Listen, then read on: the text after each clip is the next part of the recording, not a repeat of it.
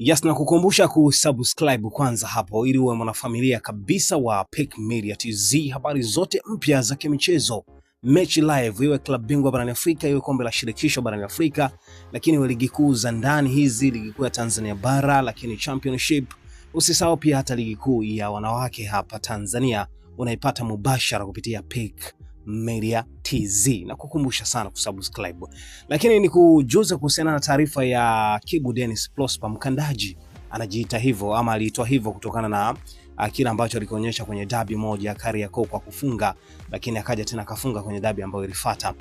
Kibu Denis jana alikosa mkwaju wa penalti na wengi wamejaribu kumtupia lawama nyingi sana kwamba mwendelezo wake umekuwa si vizuri ama si mzuri, na wengine wakisema kwamba kwa nini asiuzwe tu au asiondoke tu Kibu Denis kwa kile ambacho anakionyesha kwa sasa. Kibu bana amepitia wakati mgumu sana wa kusota kutafuta angalau hata goli moja. Jana ilimlazimu kuomba mpira kwa ajili ya kupiga penalti, sivyo bahati akakosa mkwaju wa penalti jana, na lawama zikazidi kudondoka zaidi kwa upande wake kutokana na kwamba mashabiki walitegemea pengine angefunga goli hilo ama angempa mtu mwingine acheze vizuri katika eneo hilo la mwisho kabisa, ambaye alibaki yeye na golikipa kwa ajili ya kuamua mkwaju huo wa penalty. Lakini dakika 90 zinashuhudiwa Simba 2 Mashujaa 0, inawapa alama 3 muhimu Simba, lakini baadhi tu ya watu ambao ama baadhi ya wachezaji ambao hawakujisikia vibaya pamoja na Kibu walijisikia vibaya sana, of course ni pamoja na Kibu Denis ambaye mambo yalikuwa si mazuri.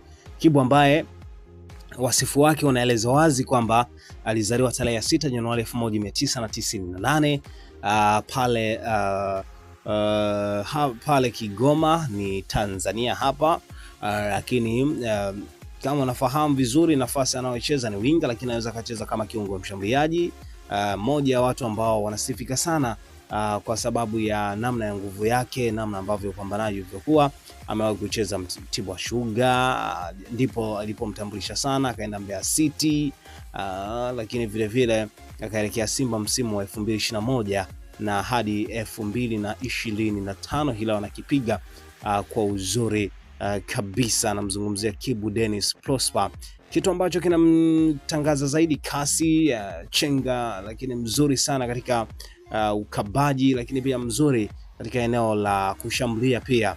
Moja ya vitu ambavyo Kibu Denis Prosper vinampa nafasi kubwa sana kuendelea kusalia pale Msimbazi. Je, ni sahihi kwa mchezaji kumrushia lawama kwa sasa hivi kisa tu kukosa penalty? Hebu niambie hapo kwenye comment na mimi